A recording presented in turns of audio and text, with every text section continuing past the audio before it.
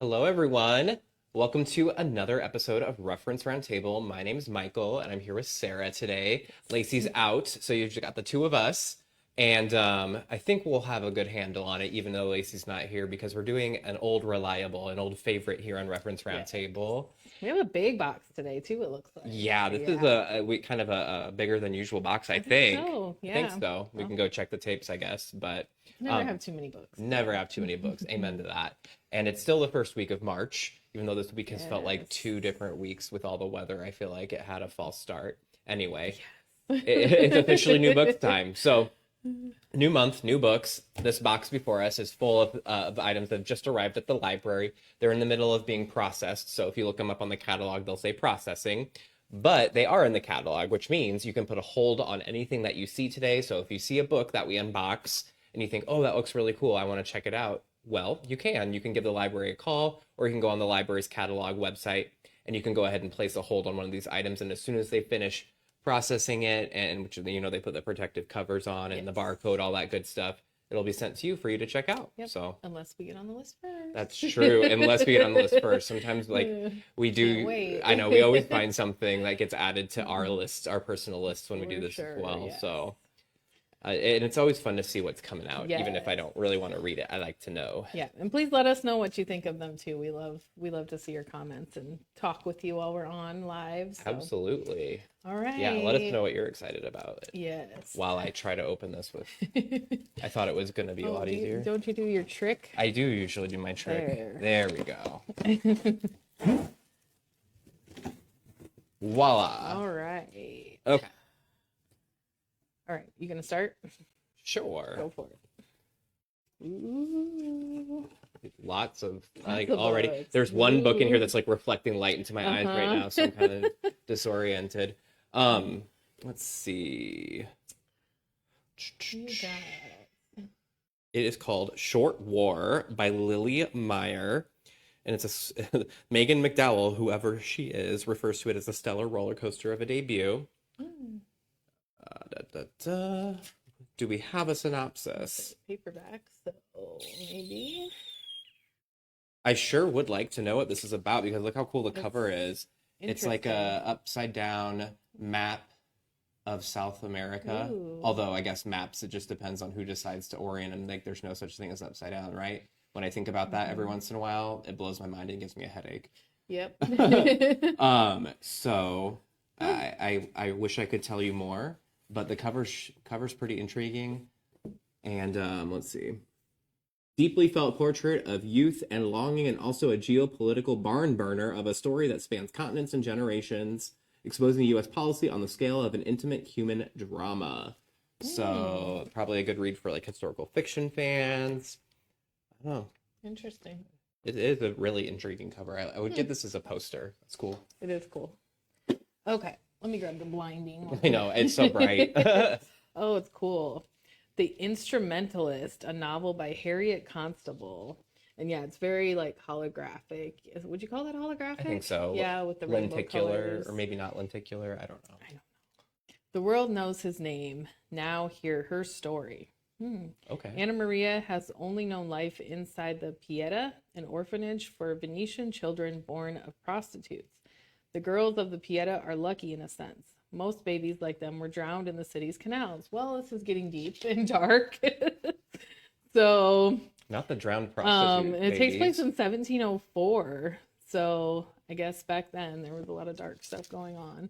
So, another historical fiction. I wouldn't have guessed that by the cover. No, 'cause not at it's all. very modern, but an immersive, impassioned tale full of color and sound. That's interesting. Oh, it's a violin. Oh, it sure is. What do you call those? Optical illusion, Where but you can see two different pictures? I mean, Because it's a obviously it type looks of like optical hair and illusion. faces, but Here, I'll give them the close up. we'll show. Let's show instead of tell. But okay, so Like one of those things where it's like, if you see the violin, you're this. If Right. you see the two girls, maybe you're this will this. help you. Can you see? Or maybe it's a cello. I don't know. I don't One know. of those things. But then it makes the ears.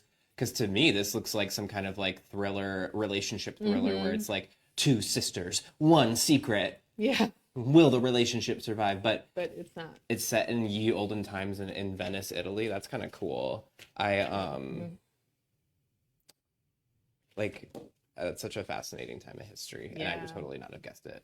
Oh, I cool. love the way that looks in the camera view too. Yeah, I know. Cool. I was getting mesmerized. All right, Alright. what's this? I'm gonna grab another paperback one that won't have a synopsis on it, so we'll just get to guess. We get to guess. We'll see. Well, the title is Tell, and it's a novel by Jonathan Buckley. Co-winner of the 2022 Novel Prize, Jonathan Buckley's Tell is a probing and exuberant examination of the ways in which we make stories of our lives and of other people's. Structured as a series of interviews with a gardener whose former employer, a wealthy businessman and art collector, has mysteriously disappeared, Tell is a thrilling novel of strange, intoxicating immediacy. So it's written... Oh, interesting. It is kind of written like, I don't know. I don't read a lot of screenplays. I'm not in the entertainment industry, but this looks like almost like it's like screenplay dialogue. Oh, like, yeah. Let me try to find. There's chapters like a regular book. Long paragraphs, but then see like it says pause here. There's like little notes, almost like indistinct versus another indistinct. I guess we're still indistinct on that page. So kind of like a weird form for the story as well. Interesting. Yeah. I would like something with a What did the different kind of gardener twist. see? With who? I like something with a twist, a different kind of twist. Okay, what do we got here? The Harder I Fight, the More I Love You, a memoir. So this is a nonfiction by Nico Case. Fierce, funny, moving, will carry you away completely. Oh. I remember her. I never listened to her music, but I remember her. I don't know who she is. Singer, songwriter, music producer, visual artist. So Like she was really Grammy nominated. Like she was popular in like the late 2000s, like 2008. She was a founding member of the New Pornographers. Oh yeah. And she authors a newsletter. So, yep, singer-songwriter Nico Case paints a vivid portrait of an extraordinary life, one forged through a poverty-stricken childhood, obsessive desire, bursts of comedy, and indispensable friendships, reflecting on the way art, music, and a deep connection to nature helped her become a beloved Grammy-nominated artist. I would read this. Yeah, it does. It kind of sure. And she's holding a cat. I know that I was gonna say this almost looks like an old picture of you or something that you would have from being a kid. Minus I have this many pictures like that with kitties. Whatever this creature is. But that's cool. I love reading books by musicians, especially musicians who are good lyricists, because I always feel like the storytelling that they bring to their music, they also bring to the books they write. Yeah. I kind of like books by lesser known artists too, just because I don't want to feel like I already know everything about them before I read the book. So yeah, I agree. She's not really lesser known, but like I don't know her. I was gonna say Just Kids by Patti Smith. Like I read Just Kids before I ever listened to a Patti Smith song, and I love that book dearly. And I didn't have any hangups about who I thought she was, you know. Yeah. No, cool. I haven't really listened to a lot of New Pornographers or Nico Case either, but I've definitely heard of it. I have friends who have really enjoyed their music. Cool. Ooh, I see a really interesting looking book. I think a lot of you are gonna like stop what you're doing right now and go put this book on hold. The hold list is probably already really, really long, but hopefully you'll get it soon. And it's not a book on sarcasm. Look at this, everyone. Revised and updated Drywall. Professional techniques for great results. Doesn't this gentleman look very professional in his little drywalling outfit? It's written by Myron R. Ferguson. Well, I'm sure it's useful to someone. Here, let's show him. Look at it. Beautiful cover. Gosh, doesn't it draw you in? Don't you want to learn more about drywall? Oh, look at all these fun things you can do with drywall too. You can learn how to choose the right drywall for the job. Hang, tape, and finish drywall like the pros. I probably would just hire the pros. Repair damaged walls and ceilings. Use drywall as an air barrier. What does that even mean? No idea, but I bet you can learn. Now maybe I do want to read this. Drywall basements and other damp areas. Huh? Wow. Oh, Myron Ferguson is a drywall contractor. I wonder if these are pictures of him. Yeah, maybe. It says the book concludes the DVD, does it? Or do they process those differently, maybe? Maybe. Well, now we have several mysteries, but This is the revised and updated 4th edition of Drywall. So if you or someone you know has a drywall project coming up, we've got a book for you. Definitely. I feel like Lacey would really like this one. She's probably sad she's not here today. I doubt it. She's probably on hold for it, though. She might be. She might have requested it. Oh, yeah, you're right. All right. Your turn. I'm surprised we didn't have a bunch of comments about that one. I'm gonna grab. Oh, there's 3 of them. Oh, they're so cute. These are so cute. These are called Cat and Cat Adventures. We've got the Staff of Knowledge, and these are by Susie Yee or Yai. What would you say? I was at Yee, probably. Journey into Unibear City, and the Goblet of Infinity. And there's a calico. Missing an eye, though. Look they're so cute, though. So they're like little graphic novels for kids. The pictures are adorable. They're so cute. Here, look at these. I'm obsessed. Lovers of cuteness will delight in this adorable kitty adventure. We are lovers of cuteness. I like this pink pink rabbit butterfly creature. Look at it. It's like a flutterfly rabbit. So cute. Look at the little orange kitty with the ponytail on top of Oh my head. gosh. Look at this little kitty ponytail. Oh. And look, they're all... I would have owned all of these books. These are hilarious. I might have to buy them anyway. Look at these little ones. Oh, I don't know what that is. It's a rat? It's probably like a squirrel. And that's a frog. These are cute. I could see you getting like little magnets and stickers of them too. Yes. I've never heard of this series, but it's super cute. So what is it? 1, 2, and 3? I think it's 2, 3, and 4. 3 and 4. So what we must already have one. Unibear City. That's cute. They're so cute. These would be good gifts because I feel like any kid would like these. For sure. I would have been happy to open this as a child. Love those. Kind of like a Captain Underpants vibe, just chaos. Mm-hmm. I would not. I don't know if I would have liked to open this as a child. I don't mean to yuck anyone's yum, but gosh, what a title! I'm getting all the exciting books. This one's A Pocket Full of Rocks. So if drywall doesn't trip your trigger, maybe rocks do. It's by Kristen Mahoney. You don't like rocks? I don't really have a relationship or an opinion on rocks. I guess geology didn't really... I remember this geology song our 4th grade teacher taught us. So it was like, rock, rock, igneous rock. And I think about that every once in a while. Shout out to Mrs. Peterson.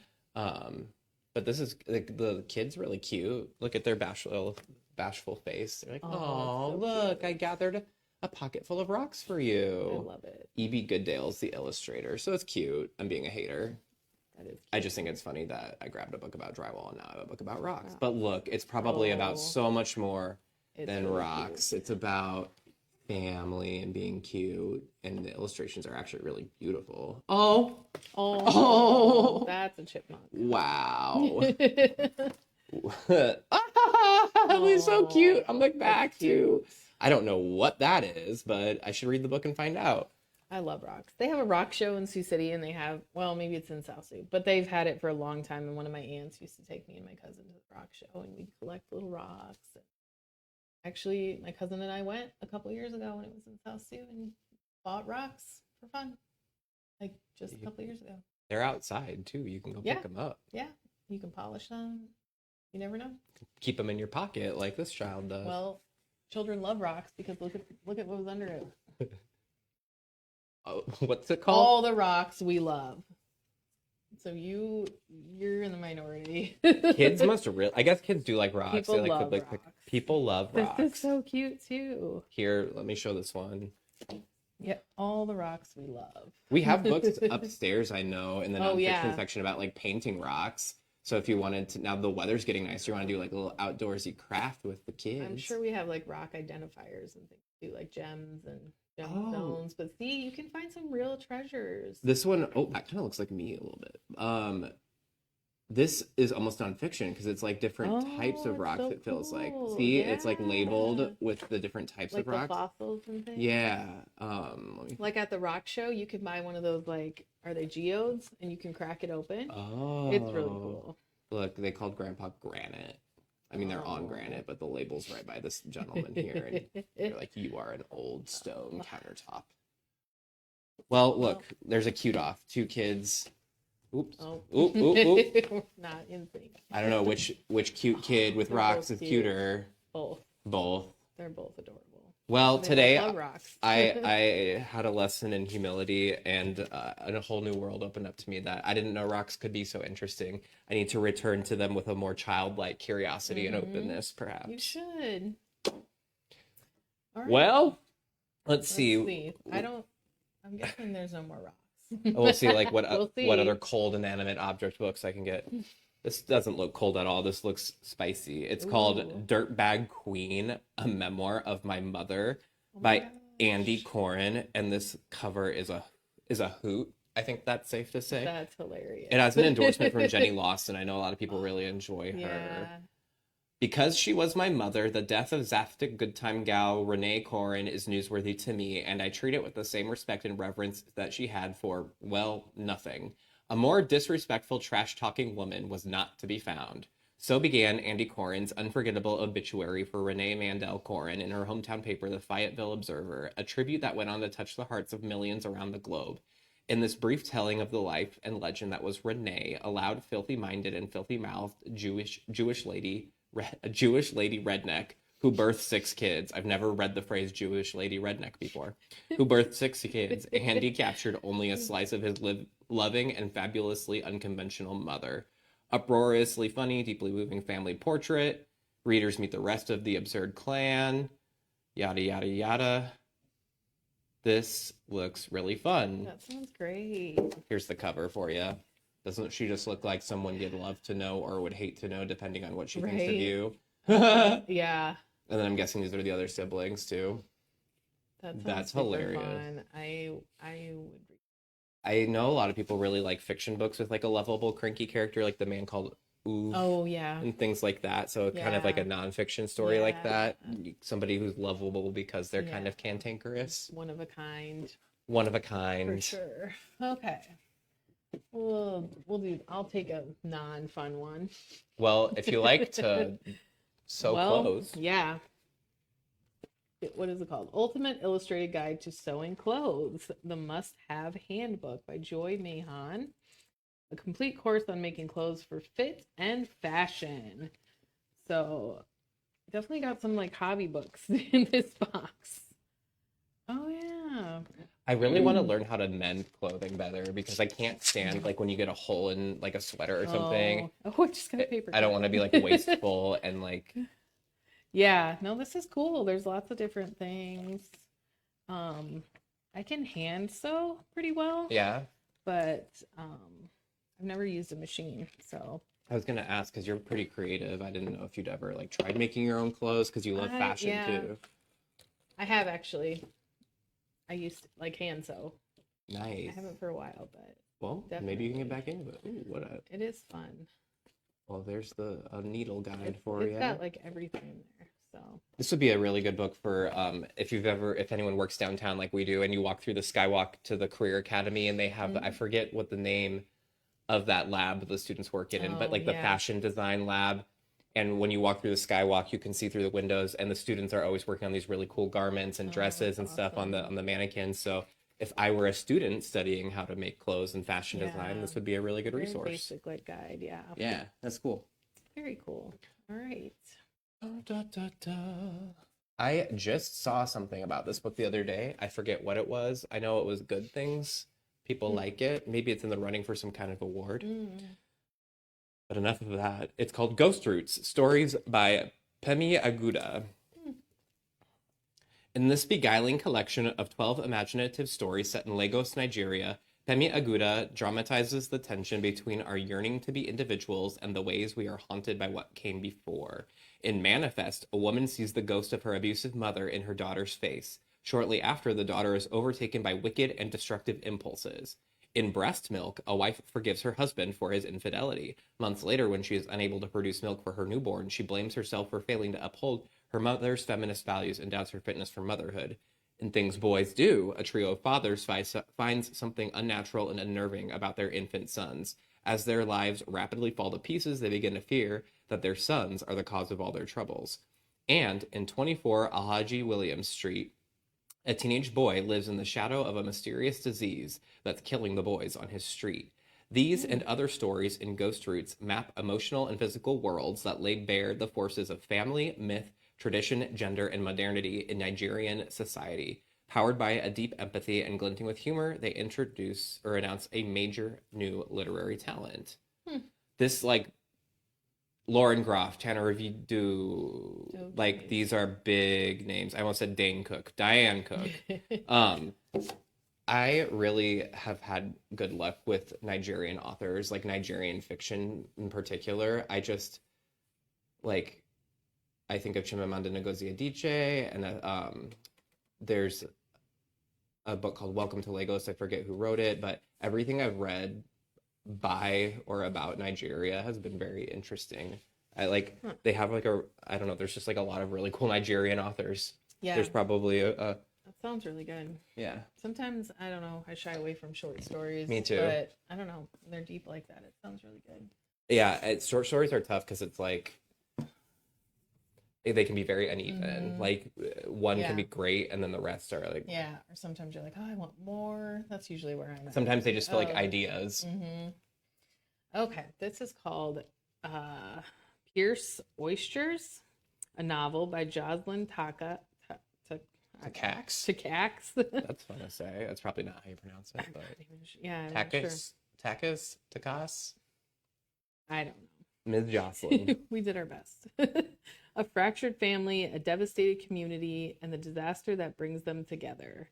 Pierce Oysters, a family drama set on the Louisiana coastline during the catastrophic 2010 oil spill, follows the Pierces, local oyster farmers whose business, livelihood, and industry are on the brink of collapse. So that sounds interesting. So the way they phrase that is like historical fiction, and then you hear set in 2010 and it makes you sick. Except you're like, oh yeah, that was 15 years ago now. Yeah, you're right, 15 years. Yeah, so I do like a good family drama, and it's kind of, I don't know, I guess I would feel like it's kind of like a Where the Crawdads Sing setting kind of thing, and like the swampy Southern Gothic, that kind of vibe. Yeah. Alice McDermott, who wrote Absolution, likes it. A lot of people like that. Pretty cool cover. I like the color scheme. Yeah. They put the little like scene in. Yeah, it's cool. Cool. Pierce Street Oysters, the Sioux City version. All right. Ooh. Why does this look like meat to me?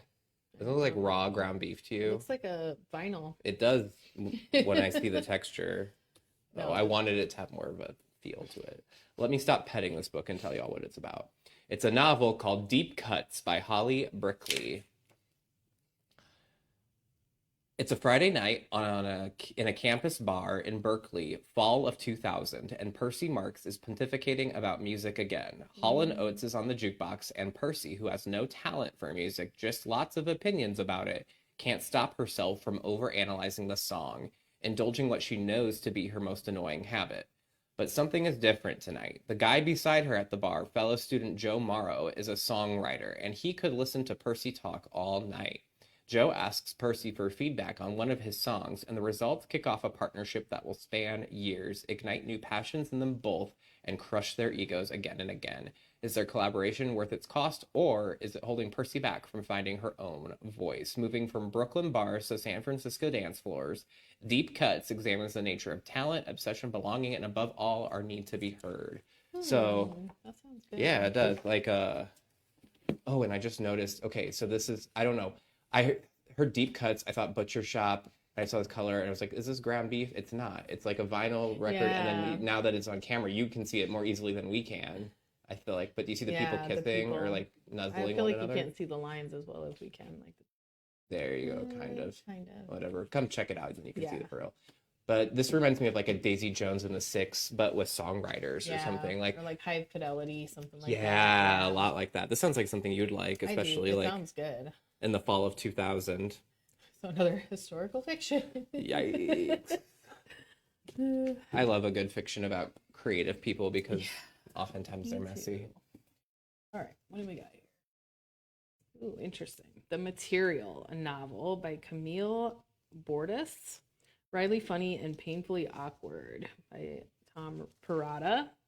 A single momentous day transforms the lives of students and professors at a school for stand-up comedy in a novel that elucidates their irreconcilability of learning and living, of performance and being. That's a quote by Rachel Cusk. I know she's written. People love Rachel Cusk. Yeah, I've never I can't read think a of Rachel what Cusk she book. wrote, but that sounds really good too. Can a comedian be taught? Someone at some point seemed to think so. The Chicago Stand-Up MFA program has enrolled young comedians for nearly a decade. That sounds really interesting. Brilliance is on display here. Oh, Percival Everett wrote James. Yeah. So if you like James, the Yeah. author of James recommends this one. That sounds really good too. I bet it's there's some comedy in there. I've for sure, like a literary fiction book about comedians. It's gonna probably be witty. To be a comedian. And what a question too, because like I've always kind of like I don't know. I feel like to be like a comedian or actor, there has to be like a spark, and then the spark is developed through learning. But like to teach, right? It's something from zero. Some people just have in here, others don't. I don't. I mean, I'm sure people laugh at you. No, probably. People would Not for my jokes. People would never laugh at me, only with me. Lori says deep cuts sounds good. I agree. It does. Sounds really good. This book I'm doing to get rid of it so I can stop looking at it. It's distracting me once again. If you were going to grab it, if you want me to. And I know that it's in this box for me, so I may as well. I just don't want to look at it much longer. It's disgusting to me. I love books, but I don't love snakes. And there's a big, huge snake on the cover of this book, which is why I don't want to look at it anymore. But I'm sure it's a lovely novel. It's very beautifully done, though. Sure. It's called The Blueprint by Ray Gianna Rashad. Let's see. Why is there a snake attacking a beautiful songbird on here? Oh, okay. Well, I probably will like this. It sounds up my alley already when they call it in the vein of Octavia E. Butler and Margaret Atwood. I just recommended Kindred last episode, and I was telling y'all The Handmaid's Tale is so much better than I even thought it would be. Harrowing novel set in an alternate United States, a world of injustice and bondage in which a young black woman becomes the concubine of a powerful white government official and must face the dangerous consequences. Celine Bonnet lives in Texas, where choice no longer exists. An algorithm determines a black woman's occupation, spouse, and residence. Celine takes solace in penning the biography of Henriette, an ancestor who'd been an enslaved concubine to a wealthy planter in 1800s Louisiana. But history repeats itself when Celine, lonely and naive, becomes entangled with Bastien Martin, a high-ranking government official. Celine finds the psychological bond unbearable, so she considers alternatives. With Henriette as her guide, she must decide whether and how to leave behind all she knows. Inspired by the lives of enslaved concubines to United States politicians and planters, the blueprint unfolds over dual timelines to explore bodily autonomy, hypocrisy, and power imbalance through the lens of the nation's most unprotected, a black female. Ooh. So that actually sounds really good. Sounds really And now I really do want to read this. I'll just have to not look at the snake on the cover because it really, this one looks so mean too. It does. But now it makes sense because for the story. Okay, Yep. I get it now. That sounds really good. It does. I haven't read a good like dystopian. Right. A good dystopian really that sounds so original too. What was I gonna say? There was something this reminded me of. I'm sure I'll remember it a few books from now. Yeah, that sounds good. Okay. I like the colors. Ooh, this is called Bad Habit, a novel by Alana S. Portero. And it's very pretty. Ooh, combining the raw realism and vulnerability of Shuggy Bane and Detransition Baby. Oh my gosh. Two of my favorite books. I was going to say. Two of my favorite right books, period. Yeah, with the poignant sensibility of Pedro... I hate Almodovar. Yep. Films. A staggering coming-of-age novel deeply rooted in the struggles of a trans woman growing up in Madrid. Ooh. Okay. So Pedro says, I urge you, read Alana S. Portero's Bad Habit to fully grasp the degree of adversity, pain, and danger endured by those growing up trans. Have you ever watched a Pedro Almodovar movie? I feel like I have. I don't know. I think that's I think he did Woman on the Verge of a Nervous Breakdown. I think that's him. Correct me if I'm wrong. But he worked with Antonio Banderas when he was really young, so it's young Antonio Banderas. And there's a few of his movies that are streaming, but he's still working today. And he came out with a short story book last year. But I think you'd really like his movies because they're very, I bet, like art house. yeah, Yeah. and very like colorful. Like his imagery is always really saturated with color, and he's I bet I would. Yeah. Spanish director, so they're usually set in Spain. So it makes sense that he would like this book set in Spain. But Shuggie Bain and Detransition Baby are two of my favorite novels that I've read in the last decade. We read Shuggie Bain for. We did. A book. I was even thinking of like the author of Detransition Baby wrote that book that I'm thinking about maybe for my next one. Yeah. So. It's a sign. I know. I'm definitely reading this one. Gosh. It sounds really good. My list is getting longer. Too. Yeah. My list is getting longer. I don't know why I thought it would be about nuns with Habit. I was like, is it going to be a play on that? Because I feel like there's been a few books about nuns lately. Yeah. Something is really bothering me about this book, The Snake on the Cover. I feel like I remembered something that I wanted to mention. You'll remember it as soon as we're off. You're right. I'll remember it tonight as I'm falling asleep, and I'll be like, I need to tell Sioux City this thought I had about this book. This, I can tell by the cover already. Anyone who's done any kind of theater, you know already it's a play or a musical, but it's going to be a script. So it's a drama. It'll be in the nonfiction section with all the other dramas. Cool. And this one's called Mannahatta by Mary Catherine Nagel. I love when I have the name on camera and mispronounce it so y'all can see my brain break. But Mary Catherine Nagel is the author. It says it's a gripping journey from the... Oh, this sounds so cool. First sentence alone, because I don't think I've ever seen a play with this kind of setting. A gripping journey from the fur trade of the 1600s to the stock trade of today, Mary Catherine Nagel's Mannahatta tells the story of Jane Snake, a brilliant young Native American woman with a Stanford MBA. Jane reconnects with her ancestral homeland, known as Mannahatta, when she moves from her home with the Delaware Nation in Anadarko, Oklahoma, to New York for a job at a major investment bank just before the financial crisis of 2008. Jane's struggle to reconcile her new life with the expectations and traditions of the family she left behind is powerfully interwoven with the heartbreaking history of how the Lenape were forced from their land. Both old and new Mannahatta converge in a brutal lesson about the dangers of living in a society where there's no such thing as enough. That sounds really interesting. Very interesting. The time jump. I would love to see how this has been staged. I also love that I had to say snake again, and I heard you giggle.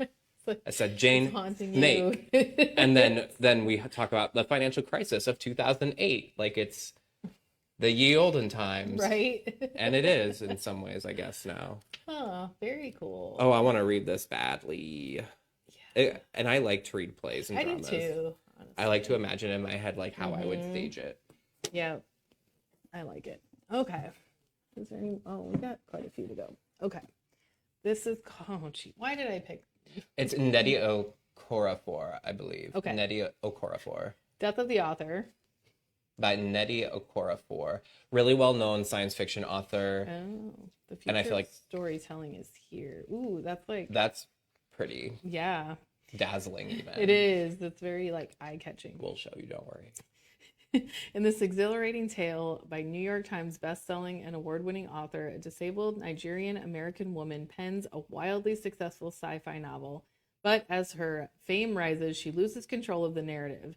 A surprisingly cutting yet heartfelt drama about art and love, identity and connection, and ultimately what makes us human. This is a story unlike anything you've read before. Sounds really good. I've read her book. I think it's called Remote Control. We have it. It's a thin sci-fi book. Ooh, I didn't even notice the pages. They're doing that a lot with books. Yeah, this has been a trend for sure. Especially at like Barnes and Noble. They do this with a lot of their releases. They have an edition, but look at, we were mesmerized by the inside. Like so beautiful. Like one of those optical illusions. Yeah. Like one of those 3D things, like Magic Eye. Remember those? Oh, I loved Magic Eye things. I was so mad when I couldn't get them, and then the day I did figure them out, I was so happy. I could always get them. This one's had a lot of buzz, and the publisher believes in it when they spend enough money to make the pages this beautiful blue color. Gorgeous. Beloved author, new release, and this one's different too because I don't believe. Like, it's sort of sci-fi inflected. Like, I think science fiction readers would like this. But it's more like about a sci-fi book and author. So. I think this is like one of her first like more mainstream releases because I would say her other books, they're definitely very sci-fi. Okay. Like if you don't care for sci-fi, I don't know if you'd like her other books, but maybe check this one. Yeah, definitely. All right, moving right along. Misinterpretation, a novel by Lydia Joga.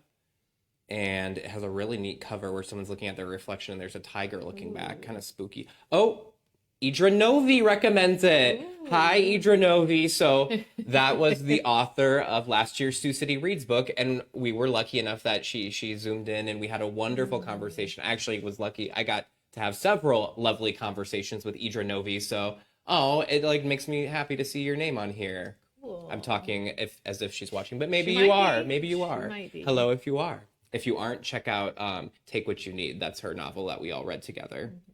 Enough about Idra Novi, as wonderful as she is. She did not write this book. That was Lydia Joga. Okay.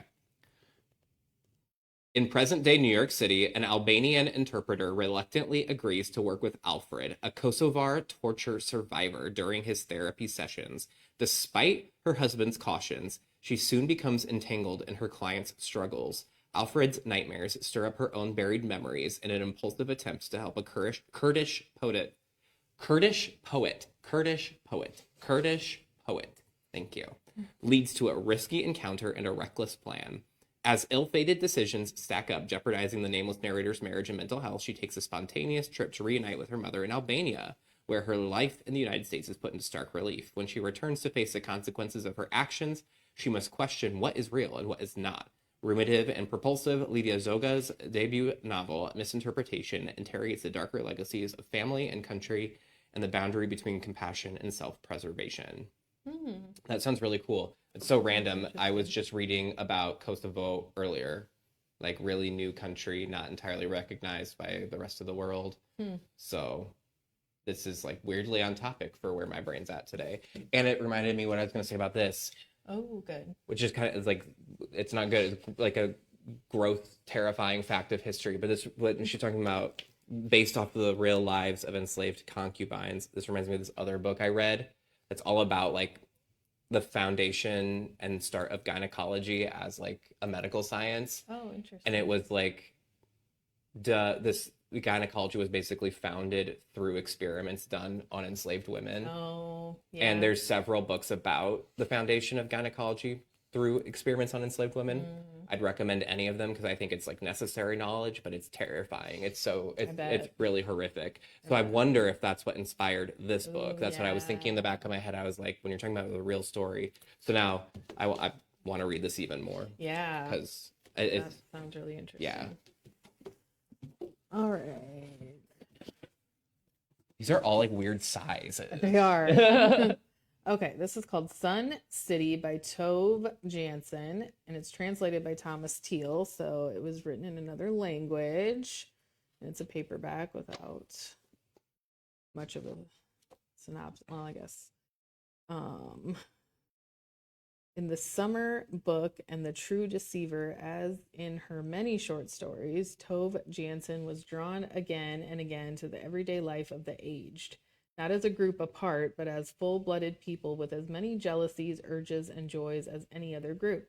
It's no wonder that in her travels through America in the 1970s, she became fascinated with what was then a particularly American institution, the retirement home, where older people live in their tightly knit worlds.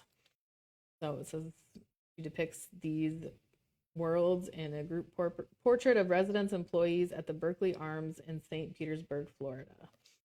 I would not have guessed that from the cover at all. Okay, this, I'm not even joking, sounds like a book Lacey would love. Like a retirement community and fascination with although that. I don't know if they're solving mysteries, but you never know. You never know.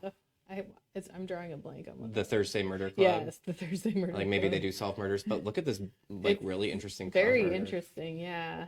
I was like, is that Jesus? I would have guessed something like historical, but yeah.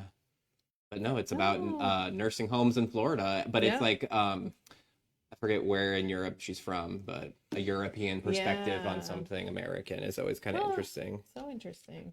Yeah. This looks like it'd be a good summer read, not just because it's called Sun City, but like a the topic and length, all of those things combined. Oh, I'll let you do that one because that's more your gig. Okay. I'm going to grab this one. Early Sobrieties, a novel by Michael Diegler. It's a really interesting cover. It's like the city of Philadelphia behind a desert with a parking meter. Yeah.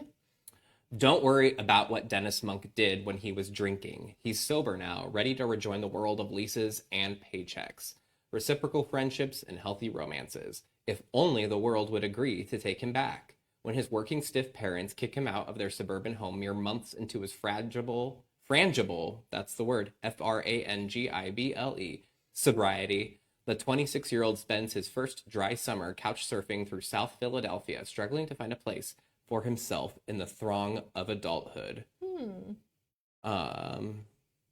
So coming of age story about sobriety, the word millennials thrown around in here. So, Sounds pretty good. Look at this cover. It's kind of cool. It is cool. I'm guessing it's like a drought for being dry. Oh, I get it. Yeah. I get it. Probably a good summer read too. It's the summer, right? Oh, this one, yeah. You see, I was like, yes. I can't talk about that. This is so cute. The blanket cats. Kiyoshi Shigematsu. Thank you. Shigematsu is a fun last thing to say. Shigematsu, yes. Oh, it's so cute. He's so cute. The author is really cute. He looks like a kind heart. Are 3 days with a cat long enough to change a life? Oh. A peculiar pet shop in Tokyo has been known to offer customers the unique opportunity to take home one of 7 special cats whose magic is never promised but always received. But there are rules. These cats must be returned after 3 days. They must eat only the food supplied by the owner, and they must travel to their new homes with a distinctive blanket. Oh, this sounds so cute. It sounds like Gremlins, the movie Gremlins. Oh. When you can't feed them after midnight or get them wet. I bet they don't turn into nasty creatures, though, ever. That one on the back is so cute. It's so cute. It sounds like such a feel-good read. I'm going to have to read that. And also, it's kind of your color palette, too. Yeah, Look for sure. This one's my favorite. Look at I love it. What am I trying to point at? Blanket cat. You. That's really I want to know what happens if you don't return them in 3 days. Well, you're going to have to read it. Yeah, I'd rather read it than like keep one for 4 days and find out that way. Oh, you know, I would have a hard time giving them back. I know you would. Negative Space, a novel by Gillian Linden with another kind of op art cover. We're into the op art today. It's a gem of a debut novel about a young mother navigating the instabilities of teaching, parenting, and marriage in the wake of the pandemic. I can't read another pandemic novel, but they keep publishing them, so there's an audience for them. That's I just becoming historical. It is. I know. I know. Oh, I know. I've been side note, digression, and side note to promote trivia. I've been working on the trivia questions for our trivia event, which is on March 26th. It's a Wednesday night. It's coming up here quickly. You're going to want to get there early to get a table because it's gotten quite popular. We have quite an audience, which is great. I love seeing you all at trivia nights, but Yes. I'm working on the questions right now. I was doing the 2020s round. It's like, oh, suddenly there's a lot to work with. We're halfway through. Oh my gosh. So that's my little digression / promotion for trivia night on March 26th at Buffalo Alice from 6:30 to 8:30 p.m. I'll be there, and so will Lacey. Okay, now back to the book. Deadpan humor and a keen eye for the strangeness of our days. Negative Space follows a week in the life of an English teacher at a New York private school. At home, her 2 children, increasingly restless, ask constant questions about mortality and find hidden wisdom in the cartoons they watch on television. Yada, yada, yada. Filled with sly observations. Oh, she thinks she witnesses an ambiguous, possibly inappropriate interaction between a teacher and a student, and she feels compelled to say something. But how can she be sure of what she saw? So, sounds like, yeah, you're right. Like, trying to kind of put the events of 10 years ago, because that sounds like a Me Too novel as well. So maybe we're going to be dealing with themes from the Me Too movement and the pandemic. So I'll look at our recent history, and it's always kind of interesting to see how much has changed in a span of time that's gone by what feels like in the blink of an eye, but it's really been 5 years. Yeah, definitely not a light read. No, for a thin book with a bright cover, this sounds deep. Yeah. Well, we have 2 books left. A very small one and a very large one. Well, yeah, like comically opposite. Yes. Wait, let's just hold them up at let's the just same do time. it together. Get out of here, box. Yes. Look at these are the last two books. I thought we had like a whole pile in there because this book is so large. All right, you wait. Dark Motherland by Samrat Upade? Upade? I would say. Samrat Upade. And it's fiction, and it's a Nepali writer. And says created a novel of infinite embrace filled with lovers and widows, dictators and descendants, paupers, fundamentalists, and genderqueer power player with her eyes on the throne in an earthquake-ravaged dystopian reimagining of Nepal. So it's an epic tale. It clearly is. Just with a how would you say that? Dickensian sweep and a vast cast of characters. So if you're Lori, you commented earlier, and we were talking the other day in book club that Lori had just finished reading a 1,000-page fantasy book. It was one of the Sarah J. Maas books. Oh. And so I'm guessing this is fantasy, like it's a dystopian imaginary version of a place. And when a book is this long, I feel like it's fantasy readers who pick it up. It's only 757 pages. 757, so it's shorter than your last book, Lori. So it's not 1,000. If you want to be immersed into a fantastical land. And the thing is, I don't know enough about regular, like real Nepal it'd be weird because I'd feel like I'd be learning about Nepal through like fantasy Nepal, and I'd be going on Wikipedia to see like what's real, what's not. Yeah, exactly. Which also, speaking of Kosovo, also because I was working on trivia, I was reading about Nepal earlier too. These two countries I would have not. Nepal and Kosovo. Yeah. Countries of the day, like Sesame Street when they had like the letter of the day. Oh yeah. What do I have in my hands? Last one. Lori says she's in. I believe it. It does sound interesting. Just I'm impressed. Too long for me. Yeah. Fantasy readers, they have stamina. They really do, especially because some of them are like series of books that are that thick. Jeez, yeah. This, I thought, I would have sworn this would be a book of poetry, but it's a novel. Oh. Bitter Water Opera, a novel by Nicolette Pollack. It's so intriguing. It's like...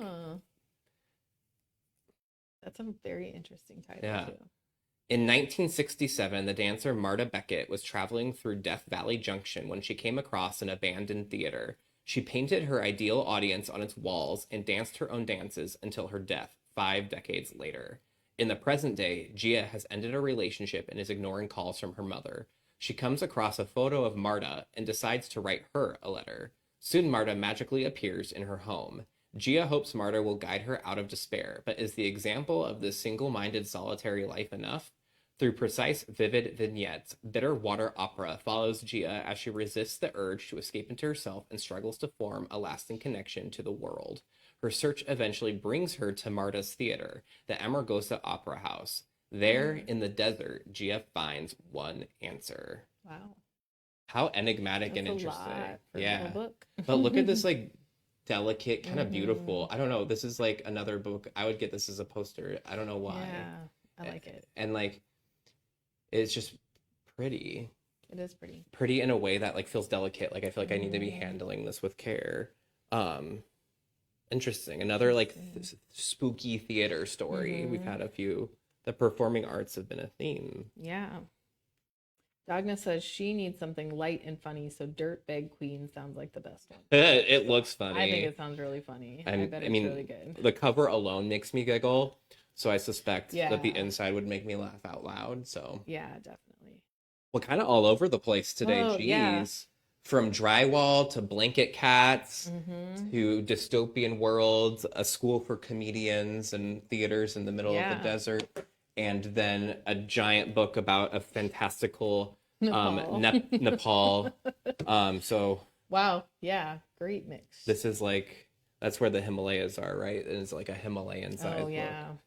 So all kinds of stuff coming into the library. It's always an exciting cross section. So just a little taste of what the new books in the collection are going to be here soon once they get added. Like I said, though, they're already in the catalog, so you can go ahead and place a hold on any of these that you'd like. And I believe that when you place the hold on something that's processing, it moves up in the queue, and they prioritize getting that ready so you can get it faster. Yep. So put a hold on it. You might like what you check out. We'll be back, We'll be back next week Lacey will be here. You'll be here. I'll be here. No plans We'll have yet. something fun for you. But soon after that is your book club pick. Yes. Yep. The Vanishing Half. And it's Britt Bennett. And Britt we Bennett, yes. I have... was like, why am I No, drawing you're a good. book? Yes. I watched it leave your eyes. I watched the name Like, leave what your is? eyes. I knew it was bees. I could see bees. Britt Bennett, The Vanishing Yes. Half. And we have quite a few copies We of do. it. So. Libby and audiobooks, print books. We'll probably talk about that on the 27th. Yep. And that will be the day Yeah. after trivia, which once again is March 26th. Yes. So And we'll probably do a Women's History Month trivia sometime this month too, if not next week, week after. yeah, March is Women's History Month, if you didn't know. Yeah. So we'll have that. And then So- you have some true crime talks coming up. Yes. So there's lots going on. You'll have to check it All out. kinds of stuff. Both literally check it out and like in the sense of checking it out. Yes. All right. Enough All about right. enough of me. That's all we have for today. We'll be back next week with Lacey. Tune in 3:30 next Thursday for another episode of Reference Roundtable. Thank you all for watching and keep reading, Sioux City. We'll see you later. Bye.